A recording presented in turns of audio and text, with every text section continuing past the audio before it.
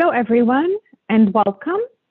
My name is Rula Deeb. I'm a senior principal at Geosyntec in Oakland, California, and the coordinator of the webinar series on behalf of CERTUP and ESTCP. I have the pleasure of facilitating today's event. This webinar focuses on DoD-funded research efforts to develop and demonstrate technologies for PFAS destruction. First, Dr. Mike Wang from Rice University will talk about his research on the use of novel boron nitride semiconductor photocatalysts for PFAS decomposition. Second, Dr. Dave Major from Savron will present his research on developing and demonstrating both in situ and ex situ smoldering combustion approaches for PFAS destruction. Each of the two presentations will be followed by a brief Q&A session, and we will conclude the webinar with a longer Q&A session. The next two slides provide instructions on optimizing your webinar experience. If you have not done so already, please download Zoom at the link shown here and provide it to you in your webinar registration confirmation email. If you have problems downloading Zoom, you can view the slides using a compatible internet browser such as Firefox, IE, or Edge, and by creating a free Zoom account. If you have any technical difficulties or if your screen freezes, try keying in Control and F5 to perform a hard refresh of your screen. And in case of continued difficulties, just download a PDF of the slides from the webinar webpage and call into the conference line provided to you in your webinar registration confirmation email. Note that we will also be live streaming the webinar on the CERTUP and ESTCP YouTube channel at the link shown here. So that's another way to follow today's proceedings. This broadcast will be listen only. You can submit questions by using the Q&A box on your screen. You do not need to wait until the Q&A period to submit your questions. We encourage you to get them in well in advance of the Q&A sessions. When you submit your questions, please add your organization name at the end of the question so that we can identify you during the Q&A session.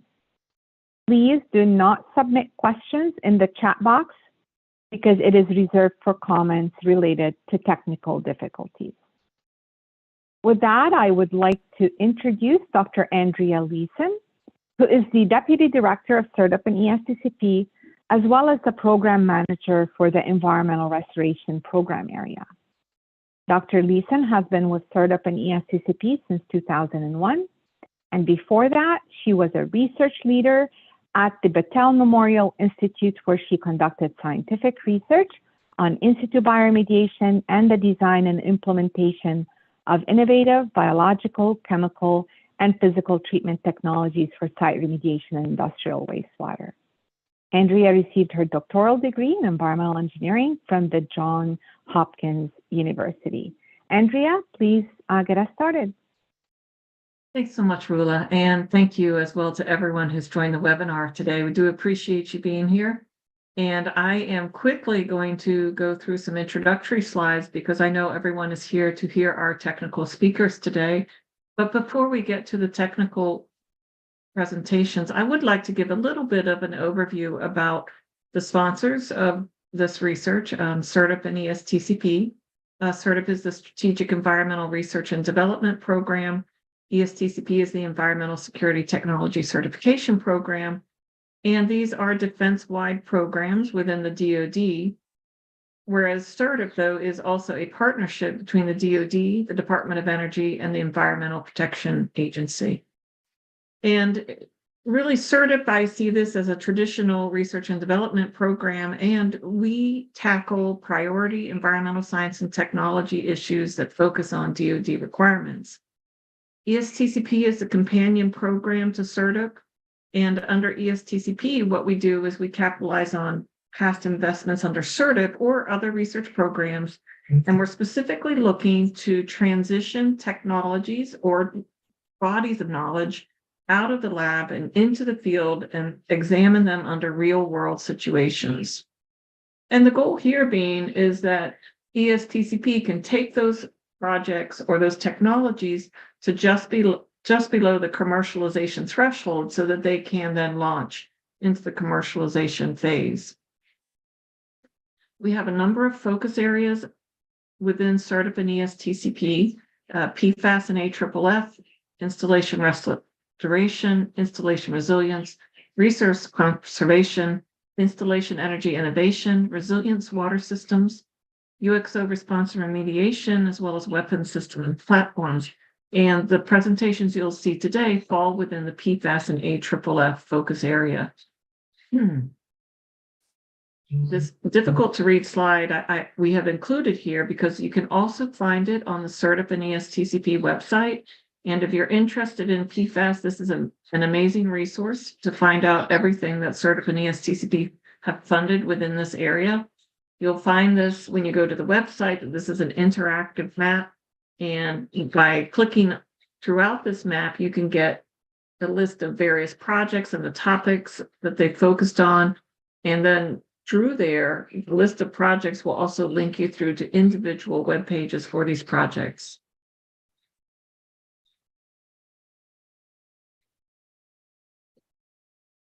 I really encourage you, if you have any interest in PFAS, to go to the graphic. You'll find the link in the chat room.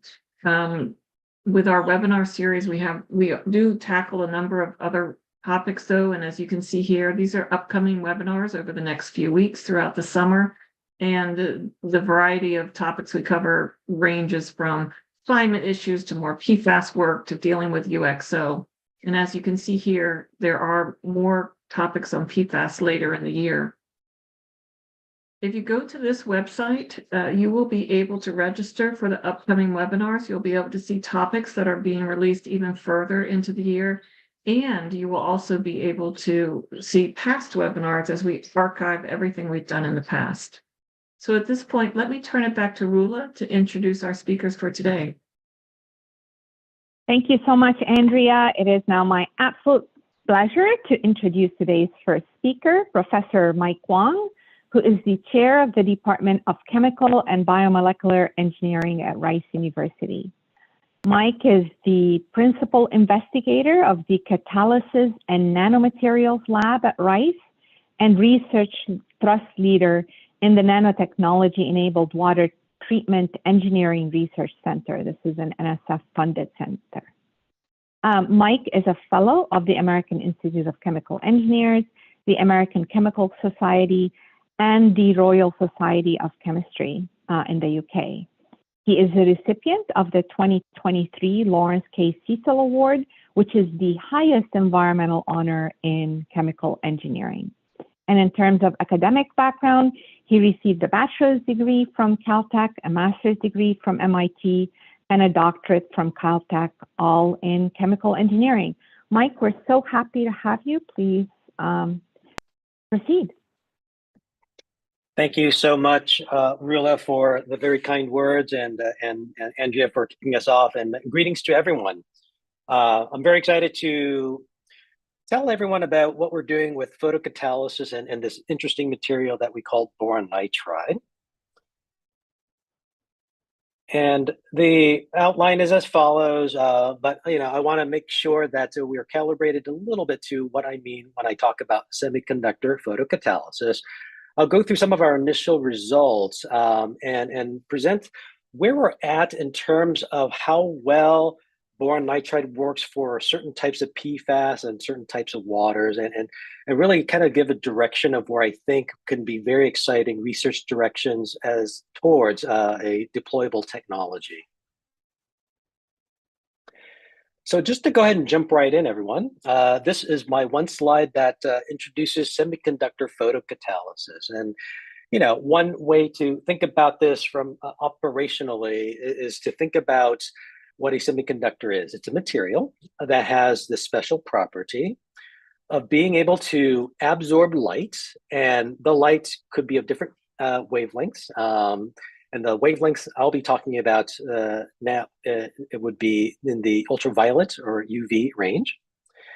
And the idea is that this material, kind of schematically drawn in this little sphere down at the bottom here, absorbs the light, and the light introduces energy that is sufficient to activate and to energize, you might say, an electron within this material. And this electron is activated to become a reactable and reactive electron, and also creates what we call a hole, sort of like the absence of electrons, but that also is reactive. You have two reactive species now that would be at the surface of this material, and the electron would then be capable of doing a reaction, shown in this case here, this reduction reaction. And then the hole, represented by H plus at the bottom, would react with something. In this case here, it would be with our target contaminant, and it would oxidize or pull an electron away from the contaminant. Our contaminant of interest today would be PFAS, but this technique has been used for other types of contaminants, such as VOCs and other organic compounds. And the idea here is that by having this material that's activated by light, you run two reactions. Generally, when we talk about photocatalysis, it's on the oxidative side, where the hole takes away electrons from the contaminant, that turns the contaminant into a degraded version of the contaminant. And once the surface hole reacts, then the material continues to absorb light, continues to generate these electron hole pairs, and continues to run these surface reactions. Okay. So generally, these photocatalytic materials, when activated, produce a very oxidative environment for organic contaminants to degrade. Okay. We generally know that, and this is my other deep chemistry slide here, is, whenever it comes to PFAS, and in this case, PFOA, we recognize, and the literature and the communities recognize, that these things do break down under not just photocatalytic degradation, but also through oxidative pathways.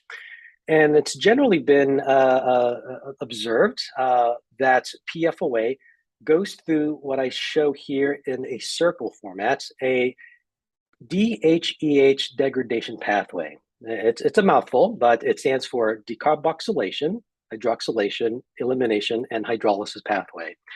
A shorter way of thinking about this, we call it sometimes the unzipping mechanism. So if you look at the bottom here as maybe the PFOA, the CH, the idea here is that in water, it deprotonates, and this deprotonate version reacts with the hole that would be on and associated with the semiconductor material, again shown here in this circle. And this electron gets pulled away to create this radical, and that this radical starts to fall apart. And first way is to decarboxylate, meaning that the head group, the CO2 minus head group, pops off to release the CO2. So you actually start to remove one carbon, and then this one carbon less radical then reconfigures and reacts with water or hydroxyl groups to reform molecules that are still reactive. And when you get to this stage here, the carbon fluorine bond, which is normally very difficult to break, automatically breaks as the fluoride combines with a hydrogen on the molecule to come off as HF. Now, HF doesn't come off as HF as a molecule, but comes into the solution as H positive and a fluoride ion. It releases one HF equivalent, but actually it releases another HF equivalent, so it releases two fluoride ions. And by the time everything is all said and done, you get back a PFOA molecule, but with one carbon less. This becomes a C7, the C7 becomes a C6, so on and so forth. And in this way, this PFOA unzips to ultimately become CO2 and H plus, and then F minus in solution. So people have studied TiO2 for photocatalysis for over 50 years. TiO2 is the standard material that generally are used as the workhorse material. It's non-toxic, it's commercially available, and the quality control is pretty well understood because it's manufactured at a large scale. And this data here shows that TiO2 can break down PFOA through this unzipping mechanism. It's just slow. To show you the data, the y-axis is the PFOA concentration, and the other y-axis is the fluoride ion concentration. For those thinking about jumping into this field, I would always say, look at not only the loss and the lowering of the PFOA concentration. We use PFOA as our sort of model, a PFAS compound to break down. But we also look for the evidence of carbon-fluorine bond breakage, and that comes into the form of these fluoride ions measured in bulk solution. The y-axis, the x-axis is the reaction time, and without the light, the TiO2 by itself does nothing to the PFOA. Under these conditions here, there's not enough TiO2 to absorptively remove PFOA from solution, and that the concentration pretty much stays the same, shown in that dashed line at the top. The 120 micromolar is equivalent to 50 ppm. You introduce the light. The UV light that we use is sourced at is primarily at 254. This is UVC, and the combination of TiO2 with 254 light. There is air in the system. Shown in that blue line, it drops and it goes down. And in this particular reaction, these are one of our earliest data. That after 6 hours, it gets down to, we lose about 80% of the PFOA. And more importantly, we see that at the end of this reaction, about 2/3 of the total fluorine in the whole system or attached to the PFOA molecule has come off. Well, then you're thinking, well, where's the 1/3 of where's the rest of it? And basically it comes off from the shorter chain PFOA versions that continues to unzip. And as it continues to unzip, it continues to release the fluoride. So if you run this for another couple of hours, you will eventually get down to no PFOA to the detection limits here, about 1 ppm, and get close to 100% defluorination. So conclusion is that TiO2 does work, but it's just very slow. And so you see at the bottom here, just to go ahead and say it, is that the boron nitride is much more active than this. Okay. Boron nitride, what is this material? Well, it's also non-toxic. It's also commercially available, sourced from different companies out there. And in general, there are different versions of boron nitride, but the one that we work with is this hexagonal form of boron nitride. People will read it and describe it as HBN. For the purposes of this talk, I'll call it just BN.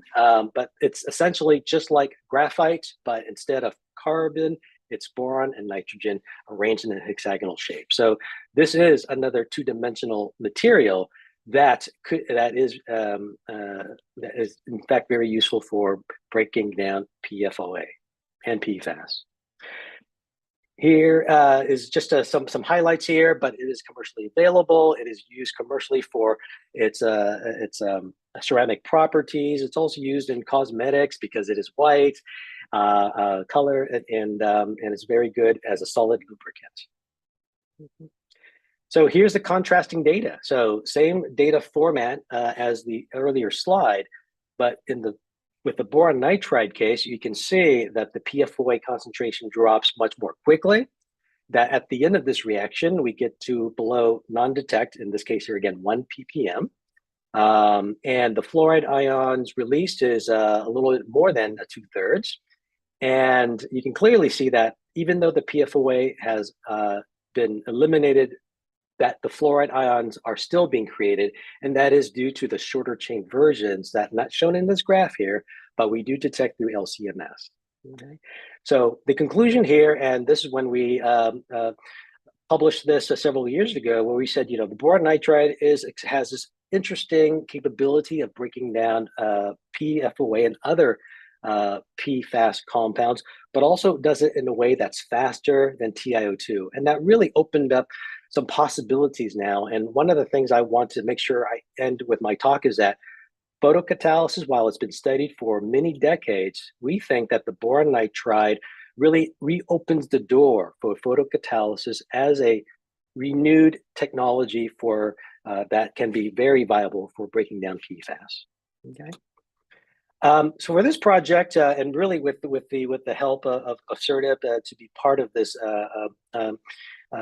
ecosystem there, we really were able to explore what we can do with the boron nitride photocat in terms of other types of PFAS structures. That was one of our first goals here. The second goal is to look at not just the degradation in DI water. We love to do that in the lab, but to really start to look at real water matrices and the operational conditions that would be relevant for ultimate use.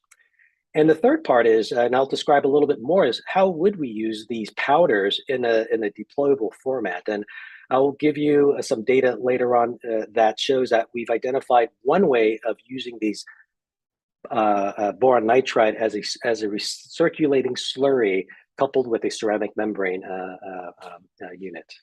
Okay, so just to get ahead of some of the general research results so far, we've looked at other compounds besides PFOA, and I'm not going to go through the entire table here. We originally were looking at 429, but we found that we were able to look at the 24 that were available for us to study in the lab.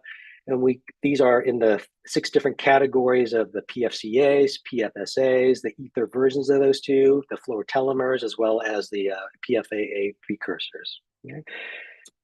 When we compare and contrast the boron nitride with the TiO2, we can see just very, as the way we kind of screen through, we definitely see a structural dependence on the ability for boron nitride or TiO2 to degrade these different PFAS structures here. And so the idea is that we've come across, some pretty, general conclusions is that the PFCAs do break down very readily on the BN faster than the TiO2. The sulfonates are hard to degrade under both with the BN and the TiO2. The PFECAs break down pretty easily over the boron nitride. The FTS, the fluorotelomers, break down approximately about the same whether it's TiO2 or boron nitride. Okay. So very interestingly, we start to understand a little bit how some of the properties of boron nitride that makes it very good for the long chain versions of the PFAS, and it's one of the attributes that the TiO2 does not share. Okay, so we've learned a lot of things by comparing and answering the question, what makes the BN better than the TiO2? Okay. So one of the things that we sort of moved on to really think about is, as we explored the second objective is looking at the effective water matrix effects is generally the presence of salt good or bad for photocatalysis? And so it's almost a rhetorical question because generally having salt species is bad in general for catalysis. The results here on the left-hand side, you'll see the TiO2 shown in blue and the red for the BN. The open circles are results that I showed earlier, but plotted on the same graph here for DI in DI water. So TiO2, PFOA drops, but with the BN, that drops much more quickly. We do the same exact experiment, but instead of DI water, we use 6,000 ppm of NaCl. And we can see that the TiO2 in the blue, the solid blue line, the PFOA concentrations are much higher than the TiO2 in the DI water. With the salt, the TiO2 becomes less active. That's the takeaway there. For the red, the BN, in the presence of 6,000 ppm, there is no difference. In fact, you can barely see the open circles, red circles there, because the full red circles almost overlap with the open circles there. So this was very telling for us that the salinity is not bad for BN photocat. We thought, well, maybe is there a light to wavelength dependence? And so we were using the UVC lamps. We used a vacuum UV lamps as well, and there's no difference. In fact, the TiO2 is works even worse under the vacuum UV, and there's no difference for the boron nitride. So for whatever reason, we have some good and strong hypotheses here, is that the boron nitride really shows little deactivation in TDS waters, where the TDS is about 6,000 ppm. So we said, well, how far can we push it? Just how much salt can the BN material tolerate? And so we tried these experiments out, and The data shown here, the data are the same for the shown in the previous slide, but we're going to add additional salts here. So the purplish hexagon, that's the previous slide. We want that go from 6,000 ppm to 60,000 ppm. And, it starts to become less active, but it's still active. And this starts to get into the range of other types of waters that if we decide to be interested in it, well, maybe BN PhotoCat could be an interesting way to help regenerate the ion exchange wash streams.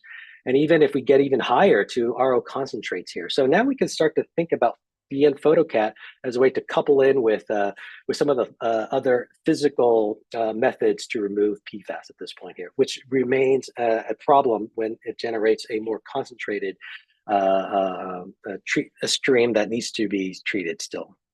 Okay. Continuing on, we tried all sorts of waters. This got us really excited. We have a nice collaboration and contact with the Bergendorf site in New Mexico, and Dr. Chappelle was able to send us some waters where their brackish well water had some contamination with PFOA. On the left-hand side is their real waters.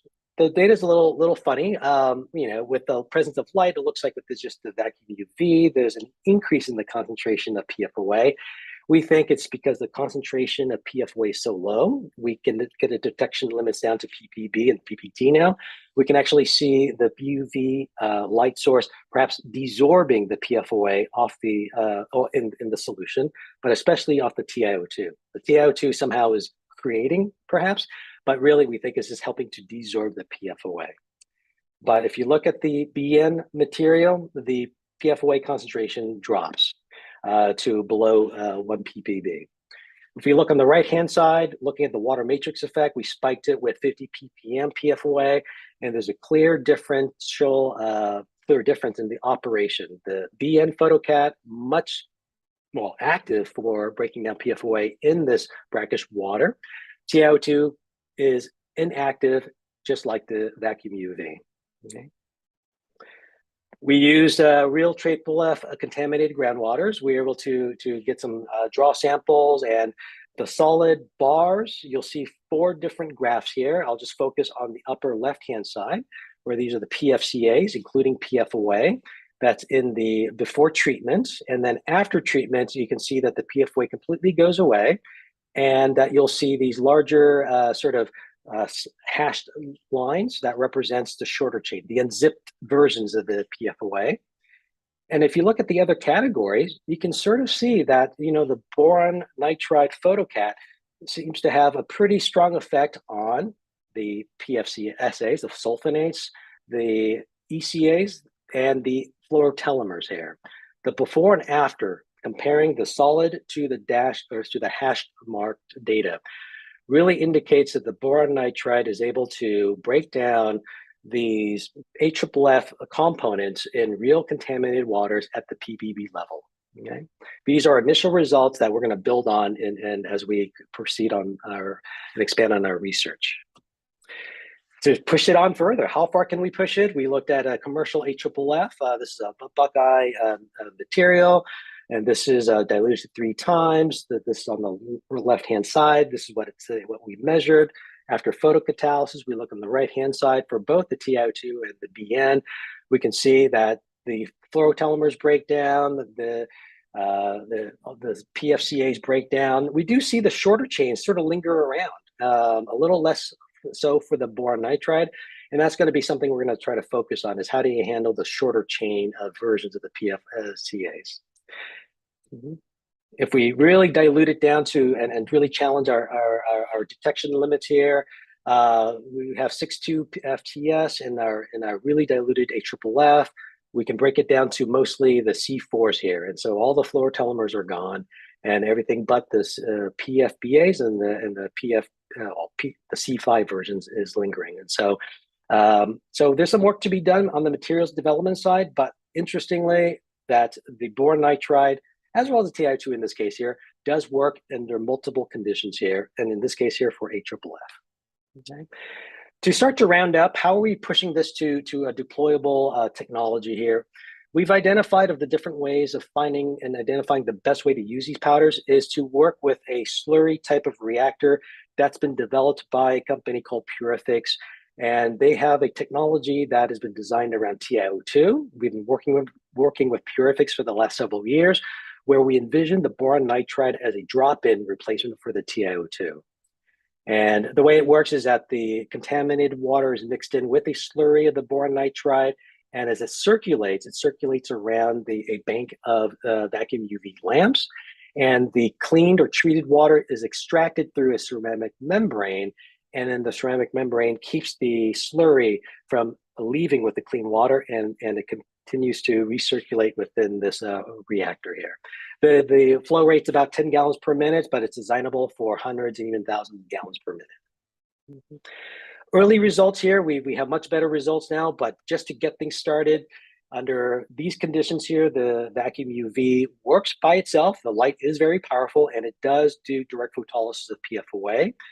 The TiO2 also works, but not as well. The TiO2 sort of gets in the way because of light blockage. But with the boron nitride under this, what I would call sort of a dirty experiment, the combination of VUV with the boron nitride takes down the PFOA to non-detect after 1.5 hours under recirculating mode. And I will have to say that we're not working with 50 milliliter volumes here. We're talking about 14 liters of water here. So we're talking larger volumes of water being treated in this case here. Okay.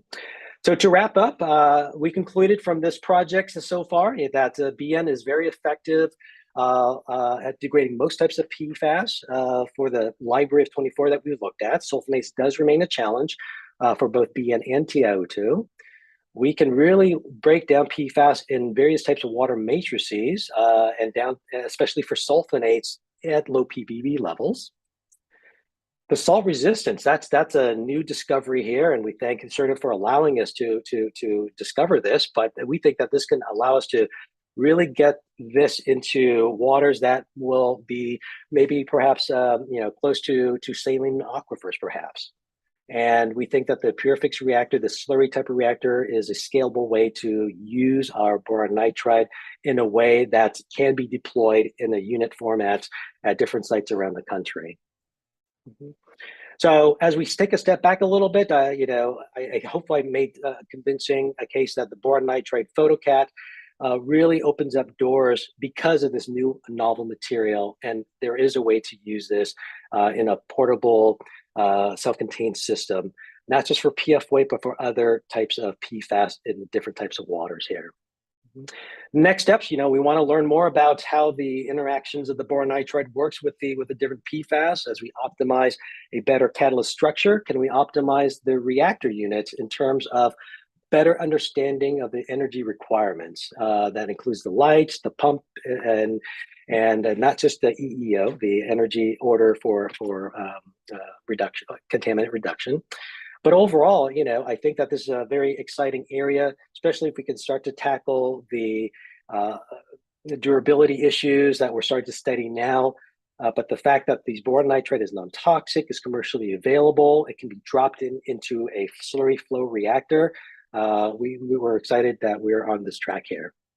I want to give thanks to the Nano Center at Rice, the Newt Center, also the newly established Rice Water Institute, our collaborators, Geosyntec, 3M, Purifix, excellent discussions with Jingyoung Liu and Ezra Cates, and our collaborator, Linda Capel at the U.S. Bureau of Reclamation. And I thank everyone here for your attention. And I end here with my slides for further reading. And thank you so much for your attention. Thank you so much, Mike, for a great presentation. As a reminder to our audience, please submit your questions by using the Q&A box on the screen. We have received a lot of questions, Mike, so I'm going to start relaying them to you. The first one is from the Air Force Civil Engineer Center. You alluded to this a little bit. You said you increased your volume from milliliter to liter, but what volumes of impacted water do you think you can feasibly treat with boron nitride? Yeah, no, thank you for that question. The larger volumes of water, it's quite interesting. we can't just use 14 liters of DI water. That's a lot of DI water. So we've been actually using tap water to help, provide the balance to fill out the reactor essentially.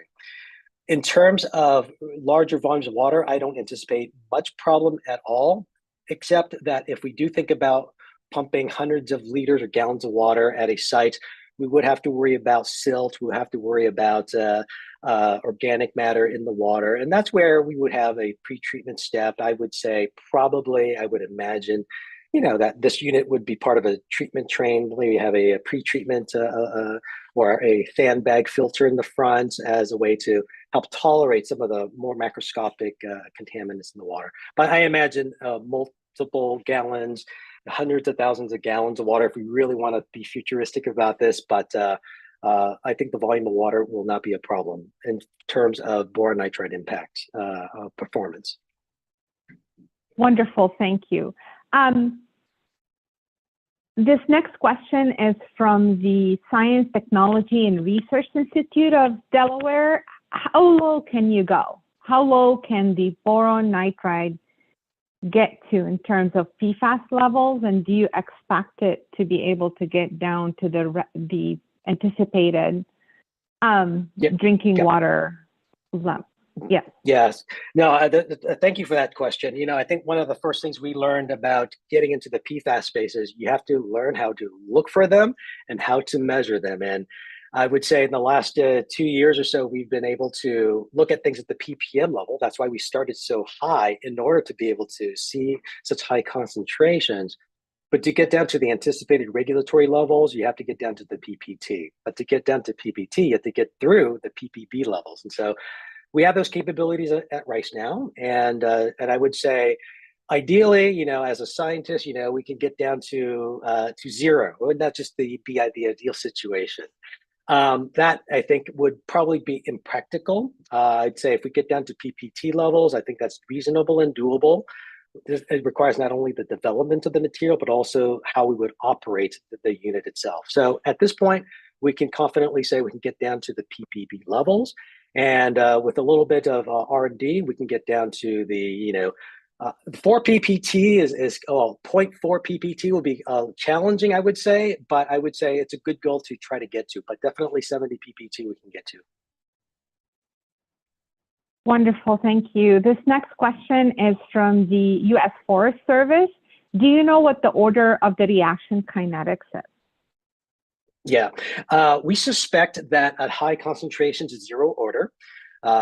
We've been having these discussions with internally with our collaborators and with Ezra Cates at Clemson, and as the concentration goes lower, and that speaks to how the molecule is covering the surface, that as the concentration goes lower, we think it goes from a zero order to a first order, and if we go to really low, we probably get down to maintaining a first order, but we haven't proven that yet. But it does change as a function of concentration. Thank you. This next question is from the U.S. Army Corps of Engineers.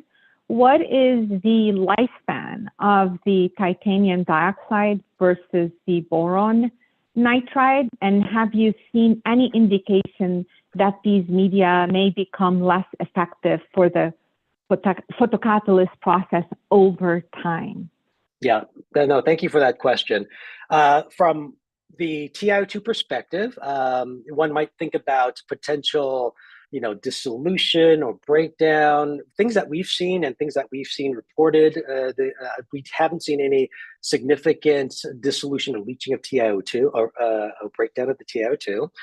In terms of durability, there might be an impact from the leaching, but we don't see that. But if you run this for several months or several years, in the long term, we don't have a way to assess that just yet. But that's something on our to-do list. The durability might come in the form of things might be absorbing irreversibly on the TiO2. I'd say these potential scenarios would apply to the boron nitride also, but we don't have a straight answer for that yet. So far, we've not seen the boron nitride leach out, break down significantly, but we have to verify that over longer term operation, but also in the different types of water matrices. Great question. Thank you. The next question is from the New Jersey Department of Environmental Protection. Titanium dioxide is expensive. What is the cost for boron nitride? We've costed it out by just looking at what we call the Sigma Aldrich price, small amounts, but one really wants to look at the largest volumes that's available and that can be commercially purchased. And so right now we can look at a cost estimate about half the price for boron nitride compared to TiO2 by the pound. So that would be the first thing I'll say just to speak about the cost. And I'd say in terms of the usage, the cost of the catalyst is not meant to be something that you are asked to continuously add. Because it's a catalyst, the idea is that it should linger in the system for weeks and months, if not years. And from what I've learned from the practitioners is that when they do use the TiO2 for the PhotoCat system, they really don't add much TiO2 except to top off every time they switch out the lamps. And so in terms of the overall catalyst cost of the overall unit operation, it's less than 5%. Thank you, Mike. The next question is from the Marine Corps Base Quantico. Have you noted any intermediates throughout the zipping process, starting with PFAS? Yep. Great. Thank you again for that question. I would say the answer is yes, we do detect the shorter chain versions in the lab studies for sure. I think the question might be, as we start to use realistic waters, does the water matrix impact the types and abundance of the intermediates? And so as we unzip from C8 it goes to C7, C6s, and we do see the C7 go up in concentration, come back down, C6 goes up and comes back down. So the effect of the water matrix, I would say, it would slow things down if there's an impact, but we expect them to form. We also expect them to go away as well, the longer you run it. Mm-hmm. Thank you. This next question is from the Naval Information Warfare Center Pacific. Have you tried photocatalysis on waters with other co-contaminants present aside from salt? Or do you plan to do so in the future? The answer is no and yes. No, we haven't tried it. It is on our to-do list. I would love to start to begin to challenge the BN PhotoCat system. So it's not just the boron nitride material, but it's the system now. And I think that depending on the co-contaminant effect, we do know that boron nitride is effective for other types of organics. And so we would hypothesize that there'd probably be a commingling effect that could either be a positive or a neutral effect, but we'd love to try out some waters. Great, thank you so much, Mike. This next question is from ExxonMobil. You mentioned, or you talked about the mass balance with the unzipping process, that you're not getting to 100%. How close do you expect to get in terms of closing that mass balance? Thank you for that question. In our publications that came out this year and the last 2 years, under idealized conditions in our little batch reactor in our lab, we call it in our Lightbox experiments, in DI water, we do get to 100% the fluoride mass balance. We track not only the fluoride ions detected in the bulk, but also the fluorine that's attached to the shorter chain byproducts. And then we just sort of sum it all up and it comes close to 100% plus minus 5%. So under those conditions, we do get the mass balance. When we start to challenge it using real waters under larger scales, we haven't proven that, but we suspect we would get close to that. But that would be, hopefully that gives a sense of our confidence level of being able to track all the fluorides. Thank you. This next question is from the U.S. Department of the Interior, Indian Affairs. Can you talk more about how the PFOA may be desorbed from the brackish water in the presence of titanium dioxide? Yeah, it's interesting. That's something we have to do a little bit deeper dive there. I would say that for that early experiments, when we were using the brackish water with that came in with the 43, I think ppb PFOA, just in the presence of the UV light, the concentration went up already a little bit. So that might be a bit of an outlier, or maybe might be an experimental artifact in terms of measurements. But for the TiO2, we feel a little bit more confident that perhaps there is some pre-absorption that's going on. We do commingle the TiO2 with the water first for at least half an hour before we turn on the light. And so perhaps that desorbs the PFOA off the surface, but that needs a little bit further work for sure. Well, thank you so much, Mike, for an excellent presentation and a very engaging Q&A. We have 45 questions left. We'll try to get to some of those during the final Q&A, but it is time to shift gears to our second presentation. So don't go anywhere, Mike. Our second speaker today is Dr. David Major, who is a senior consultant at Geosyntac and Savron, based out of Ontario, Canada.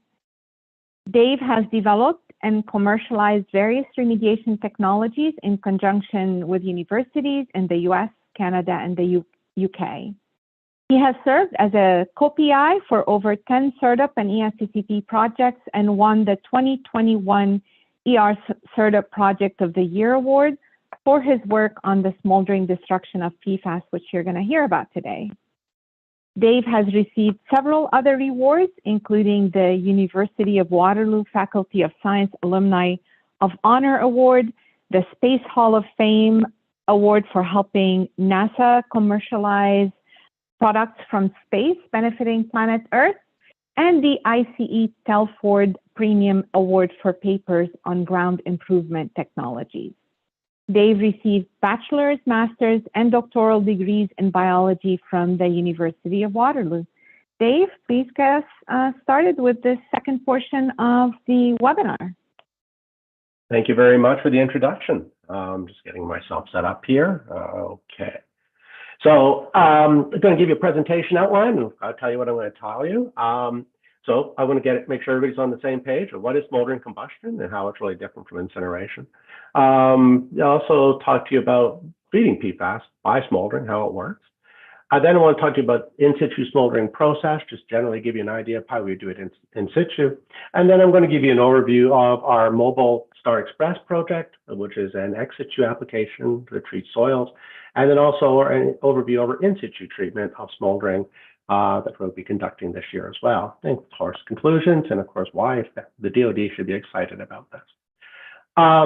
So what is smoldering combustion? It is definitely not incineration, but because it's flameless. It's a flameless exothermic reaction that will occur on the surface of the solid fuel.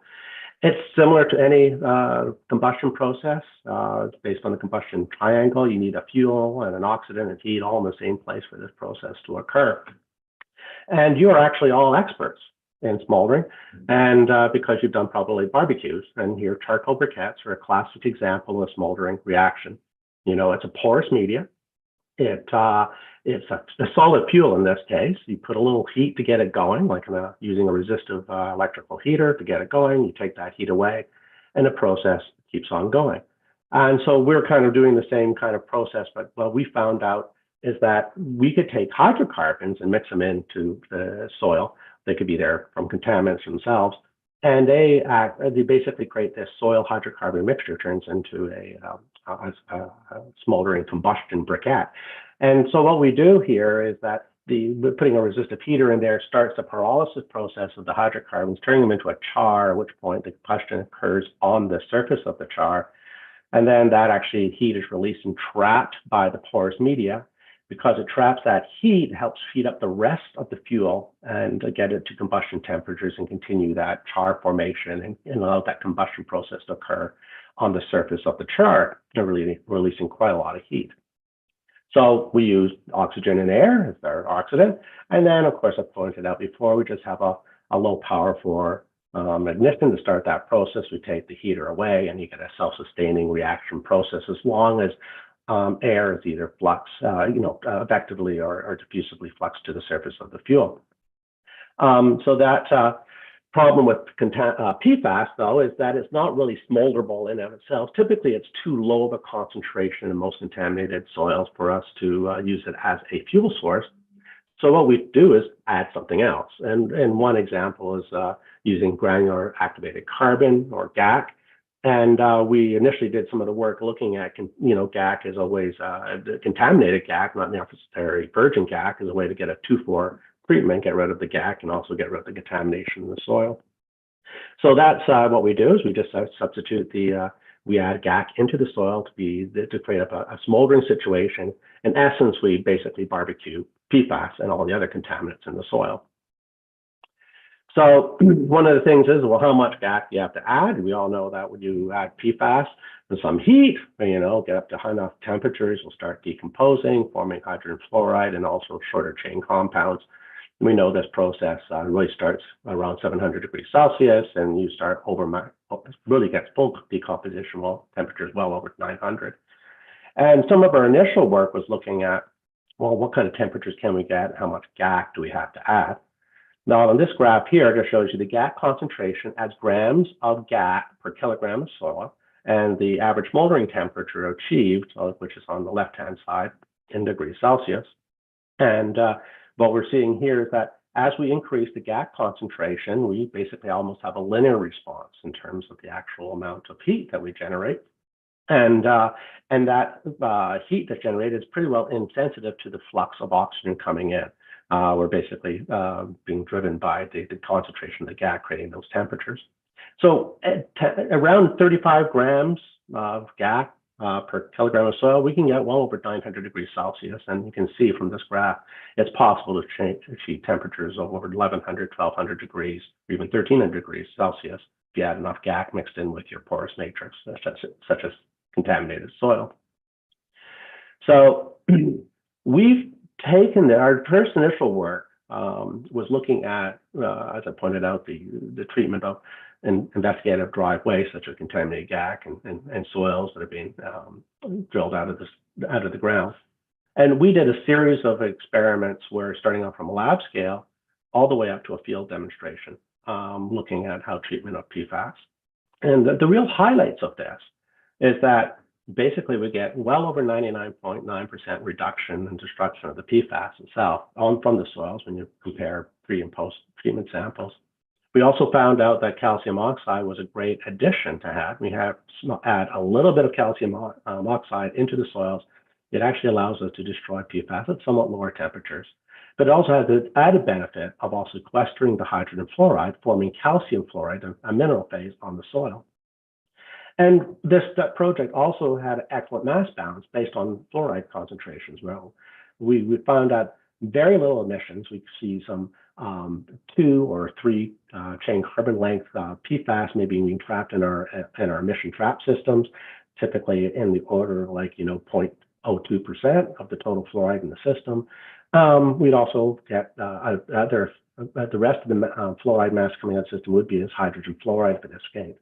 But we also used other methods to determine what happened. We used X-ray diffraction and stuff like that to assure us that we got calcium fluoride formation.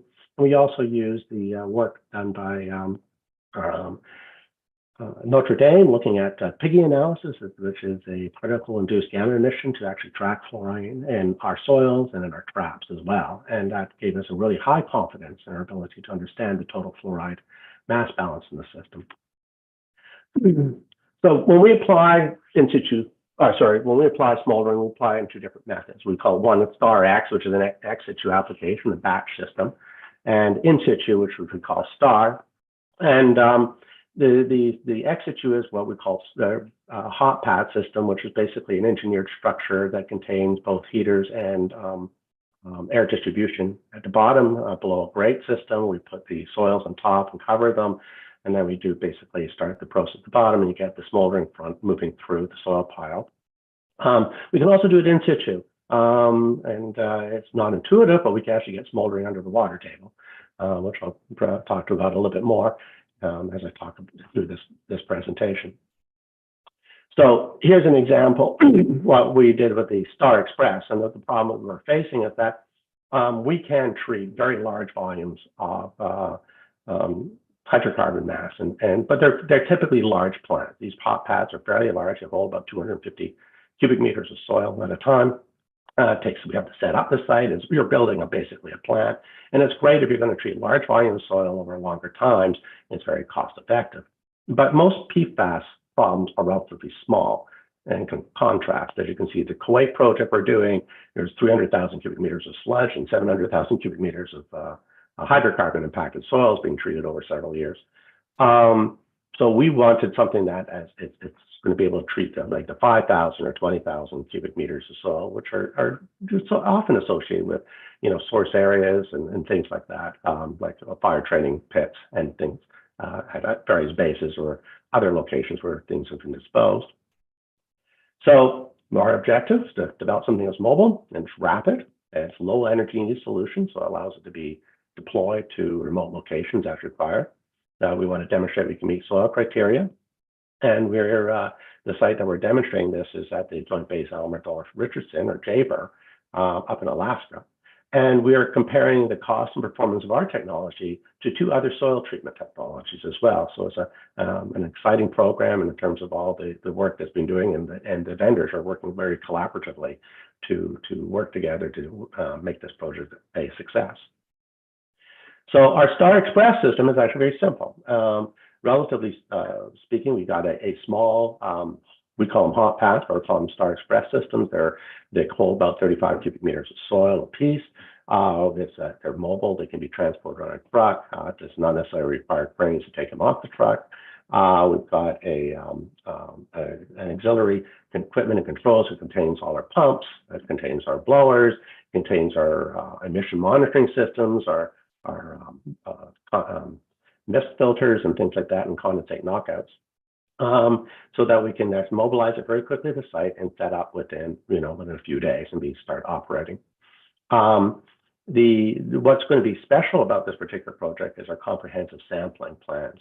In the original work we did before the EPA 1633 was not necessarily available. We were working with university labs to do a lot of the analysis. Now we're going to be using the EPA 1633 method on this, as well as the OTM methods for looking at emission characterization from various points within the treatment system, the raw emissions as well as the process emissions. And we're actually currently hoping to send our system up to Alaska next week. So we'll be starting to deploy and get ourselves ready for this project. And we're very excited about it. The next project I want to talk to you about is the ER 227470. This is to look at an injectable fuel. The idea is that we could add something that could support smoldering in situ, and that will provide sufficient energy both to mostly destroy, potentially volatilize PFAS and any other co-contaminants that might be located in the pit.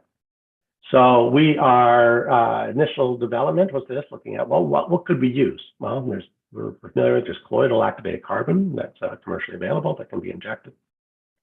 Emulsified vegetable oils can be injected, and even potentially powdered activated carbon. And so what we're looking at is that what can we do with these to distribute them in the soil, and how will they perform?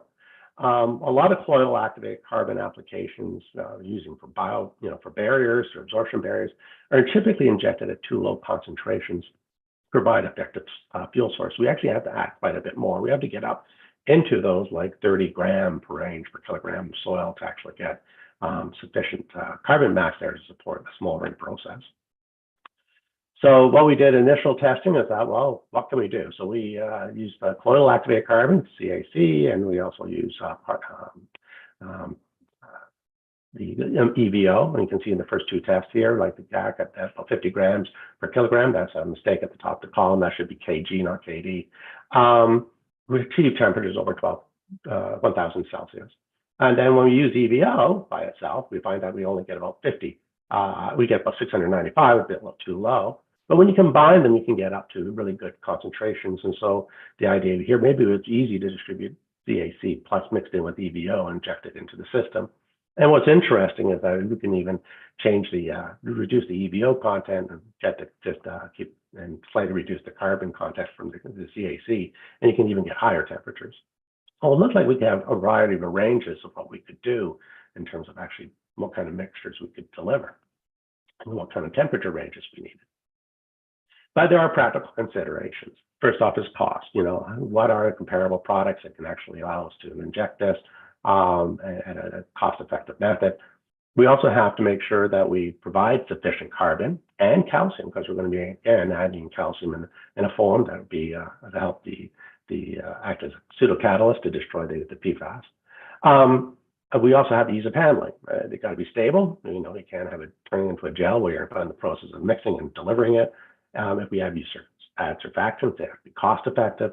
And the viscosity requirements are to inject are probably less than 2,200 centistrokes, and to make sure they're at least pumpable, but any kind of method you're going to look at. So we did some more testing. So we looked at colloidal carbon mixed with EVO and calcium hydroxide. We had some challenges, not unexpected. We formed soap, which is not very pumpable. But we did find another packed material called Fluxorb, and we can mix it again with calcium hydroxide water. And it was variable, it's very pumpable. And we then mix it in with columns test, and then we saw some very promising results. And there's an example at the bottom is a thermocouple profiles from the column test. These are relatively large columns, but the thermocouples are separated about 5 centimeters apart on the center line of the column. And the black line represents when we actually turn off the heater and allow we're just providing air at that point. And as you can see, there's a spike up at each thermocouple as the smoldering front moves through the column.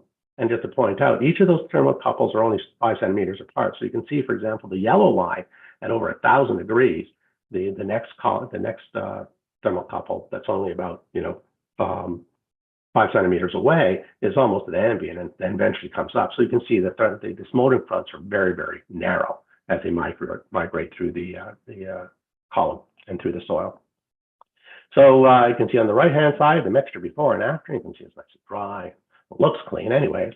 So next steps was we did the intermediate scale reactor testing, and we've just, this is looking at fluoride balance, pre and post treatment soil evaluations, and also any other data we needed for design the pilot system. You can see the large column at the side, and at the bottom on the left hand is actually a fairly complex emission sampling stream. We're looking to trap things like hydrogen fluoride and any breakdown products that come off the top of the column. And right now we've just finished this test. We've just got some results back, literally hot off the press. Basically a non-detect in the soil of the contaminants that were in there. These were soils that were shipped from the site that I'll talk to you about in a few minutes. That were actual fire training area materials that were put in the reactor and tested. And based on at least on the emission side, on looking at scraps we use for GAC and stuff like that, we're not seeing anything in the GAC, but that's still preliminary information, but it looks like it's looking very, very promising that basically what we've seen in our previous work is being replicated in this work as well. So how do we do it in-source treatment? And we've done this again on a commercial scale, and I'll also show you some pictures of how we would do this. But basically, we're going to be adding some kind of mixture through a soil mixing material into a source area. And then what we do is we install these heaters in screened wells. These are portable heaters, can be drawn out and moved between the various injection points. And basically, when we start this process, we started off these heaters, which are about 9 kilowatt, and they're very, very low power heaters. We start blowing air at the same time, and we can work on beneath the water table, and that starts displacing the water, heats up the materials in and around the well screen. The ignition starts. We start detecting CO, which is one of the byproducts, gas emissions we track, as well as picking up temperature changes in the thermocouples that are installed near the wells. And then that smoldering front will then propagate away from the well to some radius of influence that's practical. And basically, even underwater, you'll form actually dry soils because you're maintaining water pressure and you're drying out the soils as well as you're going through this process.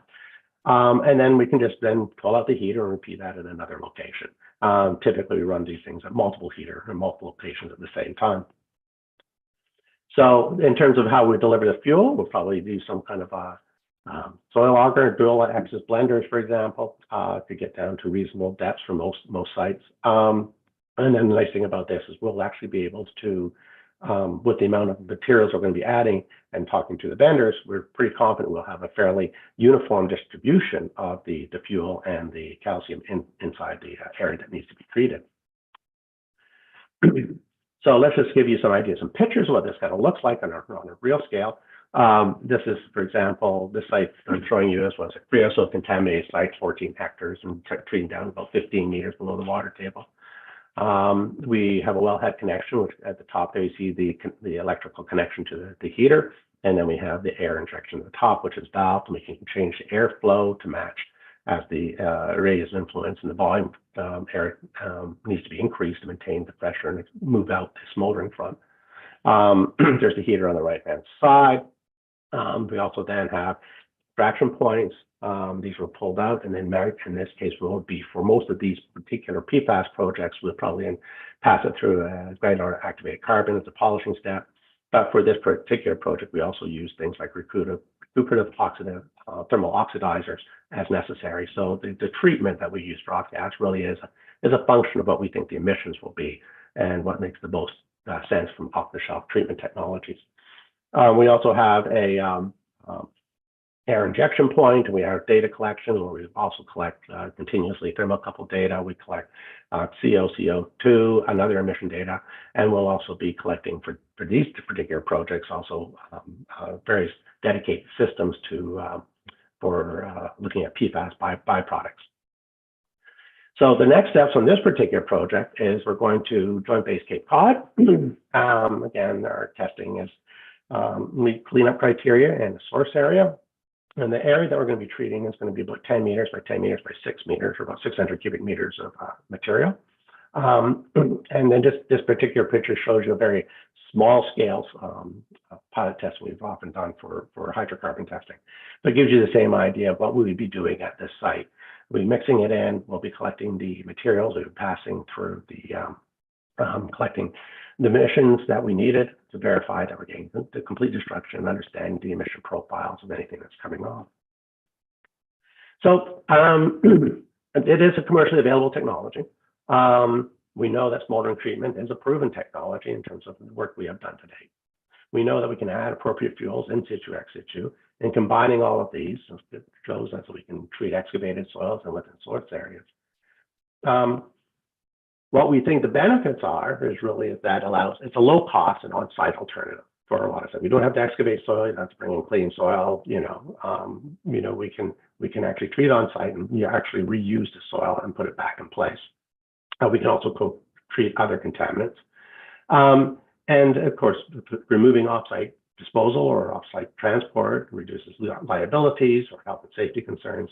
And as well as we can treatment at remote locations as possible, since our energy requirements to run these systems are relatively low. We can run our current system at Jaber basically off the gensets if we had to, and what we're planning to do for most of our sites is have that ability to operate remotely, or we can hook up to the local electrical supply.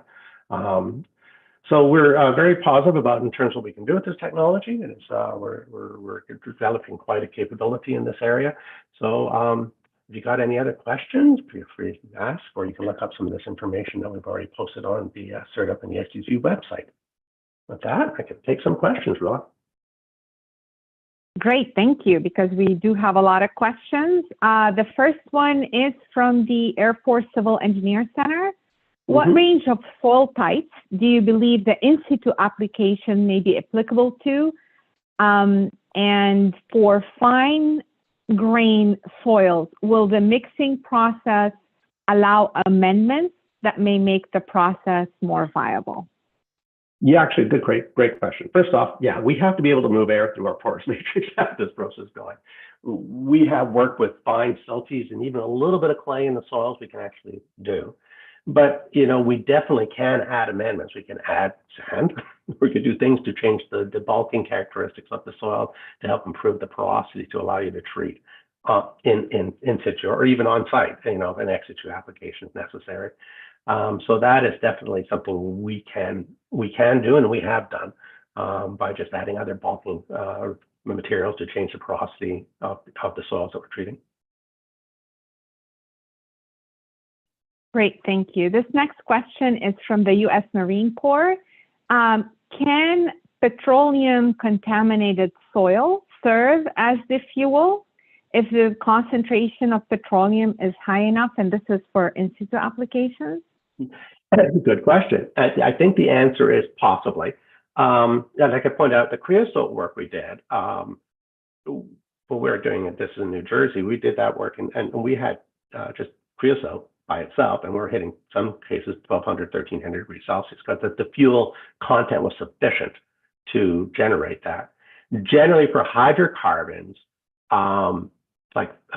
we probably think we're going to be running roughly around 650 degrees Celsius, roughly, based on most of those sites. So if there is fuel there, it just means we have to add less fuel that we can take advantage of. As I showed in one of those slides, sometimes adding just a little bit of extra colloidal carbon or something like that can, with already hydrocarbon, like an EVO, you can already get, a pretty good boost in terms of the temperatures you get. Thank you, Dave. We've gotten around 4 to 5 questions about the vapors Yes. that may be emitted either from in situ or ex situ applications. Can you talk about mitigation efforts to capture all the vapors, and can you also address the mass balance issue? I'm going to talk about a little bit of the work we've done. We're in the process of getting it published too, coming out, the lab studies that we've done. For example, when we had calcium oxide present in the systems, like probably about 0.02% of the total fluoride in the system was captured as a 2 or 4 chain carbon fluoride compounds. And that was working with fairly high concentration, hundreds of milligrams of PFAS in that particular test. When we did the testing at Canadian Force Base Trenton in Ontario, we had very similar kind of results, very, very low concentrations of potential byproducts coming out. So we think most of these things can be handled with fairly conventional off-gas treatment, like a GAC. Good thing if we use GAC and it becomes contaminated, we can use it as a fuel for another project. So it can be we can use that contaminated material for other treatment of other soils. So then the hydrogen fluoride is the thing that we've always don't want to manage. Who wants to play with hydrogen fluoride? And that, again, the calcium helps a great deal. And we've seen a massive reduction in the amount of hydrogen fluoride being released compared to we just do smoldering with fuel by itself. So again, we've demonstrated that we get calcium fluoride formation, which is an inert mineral phase. It'll stay on the soil. And so that's not removed at all. And so the hydrogen fluoride is mostly sequestered in our system. So again, that significantly simplifies our gas handling requirements, one in particular, either in situ or ex situ. Great, thank you so much, Dave. Let's see. Can you smolder water-saturated soil? Yes. One of the things we will think about is when we can do the ex situ. It can be, we don't have to really dewater the soil that much. We can work with it. What it will do is that we just increase the fuel content that we may need to do to get to the temperatures we have. So definitely, we again at the creosote site I pointed out, we were smoldering with 15 meters of water head on top of the screen, and we could propagate that reaction outwards. So that's under fully saturated conditions as well. One of the things that we think about too is just like, okay, we've got a lot of water in the system, then we just got to handle the moisture that comes out. So we have to have appropriate knockouts and everything like that and collection of that water. So that's what the amount of water that comes out of our system is mostly associated with the water that's in the soil already. And we have to factor that in terms of condensate management. Great, thank you. This next question is similar to a question that was asked of Mike. And so if you can explain whether the presence of co-contaminants in the soil has similar limitations compared to other technologies. Is that a concern with smoldering, the impact of contaminant mixtures and co-contaminants? Yeah. So the great thing, we're working with heat. Unlike a lot of chemical processes where you really have to understand the chemistry. It's not that breaking down things thermally is not chemically complex, but it's from the point of view of this, if it breaks down with heat, it will break down smoldering. So if there's VOCs or hydrocarbons, they will be removed from the soil. Now the question with things like very volatile compounds, a lot of them will be probably driven off in the gas phase, and we have to factor that in terms of our off-gas treatment.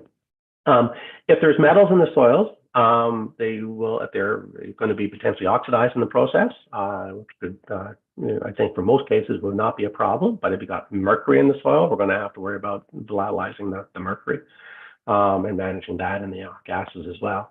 But I think those are, as long as we know what those kind of compounds are there, we can work around through either treatable testing to figure out what would happen and factor that into our off-gas design. Great, thank you so much. This next question is from Terracon, and it has to do with the cleanup levels. Again, a similar question that Mike got asked. What typical cleanup levels can you get down to in impacted media? How low can you go? Everything that we've been looking at right now is literally non-detect. We might get a few small detects, but we're running right at the detection limits of the techniques that we've been using, or below or non-detective depths. So yes, we are down into almost as low as you can measure right now under current technique. Thank you. And this next question is from the U.S. Navy headquarters. Do you have plans to accept spent GAC laden with PFAS as fuel when the technology is commercialized at the full scale? Good question. There's two things we're thinking about. First off, if we're operating on a site that's got waste GAC being produced, we'll consider taking it and using it in our system. We are also looking at checking out, can we actually treat pure GAC, contaminated pure GAC, without melting reactors and stuff like that? And it looks like the answer, their preliminary work suggests that we can.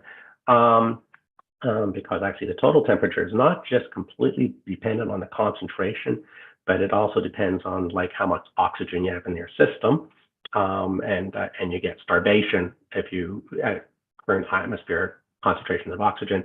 If you feed it into, you get basically starvation, the oxygen, so you don't really get the maximum amount of heat being produced. So it is limited by the oxygen.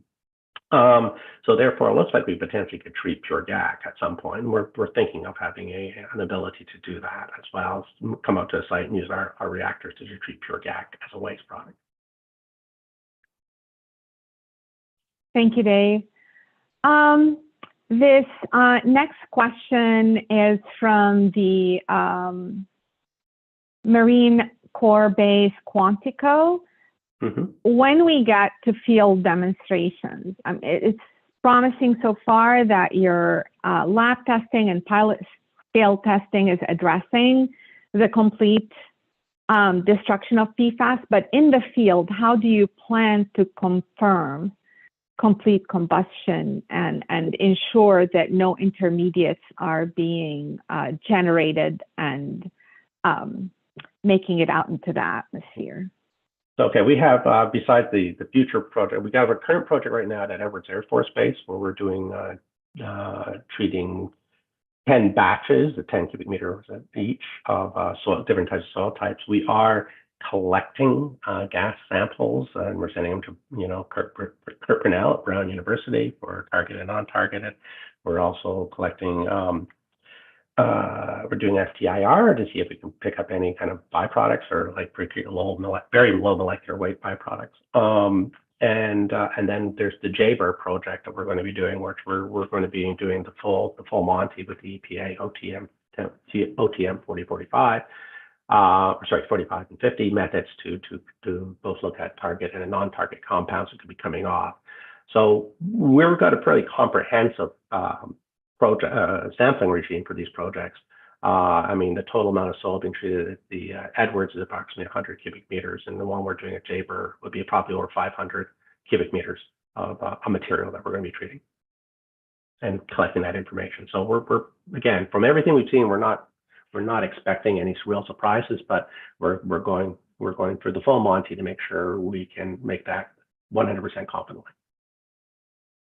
That's wonderful. Thank you, Dave. One last question for you before we pull Mike back into the discussion. And this is about relative costs. And this is a question from the Air Force Civil Engineer Center. What is the relative cost of the mixing process followed by smoldering relative to excavation and disposal? And this is for relatively shallow soils. So soils less than 15 feet, one is biodestruction, but the other one may be cheaper. Can you address that sort of the pros and cons of both approaches from a cost perspective? That's a really good question. I'm always hesitant to throw any kind of numbers out because I'm always proven wrong later. But I would say that relatively speaking, you have to, when you're looking at the total project, it's going to be a little bit, I hate to say site specific, but it tends to be how remote you are, how far it is to a landfill that's going to accept it, with the new regulation coming in and what's hazardous waste, that become more expensive soon. What is the cost of replacing the materials? So there's all of that. With respect to in situ soil mixing, from the numbers I have been seeing, the in situ soil mixing is probably just a bit more expensive than a total excavation, considering all the other shoring and everything else you have to do to keep the pit open. And again, it depends on scale and how big that's going to be. My feeling is that the in situ smoldering is going to be ultimately cheaper. I wouldn't be doing this if I didn't think I could do it cheaper. That's the point of doing it. And I think it'll be allow on-site. It removes a lot of other liability issues with respect to health and safety with excavation and stuff like that, and then transport of those materials off-site and disposing them in other places or transferring to another incinerator, which is definitely going to be far more expensive.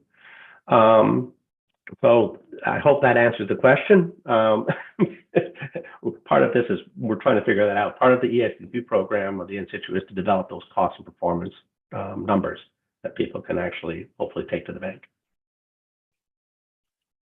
Thank you so much, Dave. We're going to try and do a bit of a back and forth, try to get to some of the unanswered questions for both you and Mike. And I'll start with Mike. And this is a question from NAFAC Southwest. Could your treatment technology be part of a treatment train approach for seawater? For example, oily bilge water? Yeah, that's an interesting idea there. I think one of the answer is maybe. As we think about the boron nitride, the BN PhotoCat, not just as a sort of a science, but as a deployable technology, we're trying to figure out through sort of funding, what are the most appropriate use cases here. And so if we think that, high salinity waters is going to be an important area for PFAS remediation, or actually just organics treatment, I think the treatment train approach is the right approach. I can't envision the BN PhotoCat to be a standalone under many situations, but because there's just many things in water. But a treatment train approach would be a very appropriate way to sort of do an initial design for sure. But yeah, it's seawater, oil, bilge water, interesting. Yeah. Great, thank you. And this is a question from the U.S. Forest Service. Have you observed any surface fouling in the vessels that you've used where the UV exposure takes place? So we haven't seen anything like that yet. And I would say from our partner with Purifix, they haven't found any damage from the UV. Part of it is that they've engineered their system so that the UV lamps are self-enclosed in a self-contained system, and that any light, in fact, there is no light escape from the unit. So. Thank you. Two questions from several folks on the economics of the process, specifically from an energy point of view. Have you done any scale-up energy estimates and follow-on extrapolations in terms of the actual cost if we were to take this to the field, or is this part of a follow-on exercise that you can discuss briefly? Yeah, for sure. I mean, I think for where we're at, I think we're starting to climb the hill. We know we have certain checkpoints that we want to hit as we climb up this hill of determining, the cost effectiveness, and part of it includes the energy requirements, not just for running the lamps, but the pumps. Like the cost of the material, I think is going to be buried within the overall OpEx of it. And then on the scientific side, sort of the classic EEO measurements, and so that can help inform some of the cost issues. But overall, we are shooting for a techno-economic analysis of a standalone unit, and we're not there yet, but we're starting to collect data and the next tranche of work that is on our to-do list for sure. Wonderful. Thank you so much, Mike. And Dave, we've gotten about 3 to 4 questions here related to when the follow-on projects and efforts and field demonstrations, when the results from those efforts will be made available, and then a few questions about how they will be made available. Okay, so that's a good question. So first off, the Edwards Air Force Base, we're halfway through. I'm hoping to have all that information that we would like to have released. I mean, through various reports and publications. Publication takes longer, but we'd be willing to share those results in as soon as we possibly can when we complete the test. That will be under Air Force discretion of how we release that, but probably through their reporting systems as well as their technical outreach programs. We also have the JABER project we are mobilizing. We'll probably finish that up in, what we get on May, June, July. We're hoping to have all that wrapped up in September. And then that will be reported through the CERTA PhD program. Of course, also we will be publishing those results. And the in situ project, we were hoping to be out in the field the fourth quarter of this year. So we've 2025 before we'll be able to actually release any information on that project. Great. Thank you so much, Dave. And thank you again to both of you. And we're going to go ahead and wrap up with a few reminders. Our next webinar is in 2 weeks on Thursday, May 16. It will be on DoD-funded research efforts to develop environmentally friendly protective coatings for DoD ships and aircraft. We'll have 2 speakers, Dr. Eric Ayezi from the Naval Research Lab and Dr. Michael Brinza from the Naval Air Warfare Center Aircraft Division. You can visit the CERTA and ESCCP webinar webpage to register for this and other webinars through the end of the year. And as Andrea mentioned, I'd like to remind you that the audio and a copy of the presentation of today's session will be archived on our webinar webpage in case you would like to refer to them in the future. We would appreciate it at this time if you can please take a moment to complete the survey that will pop up on your screen.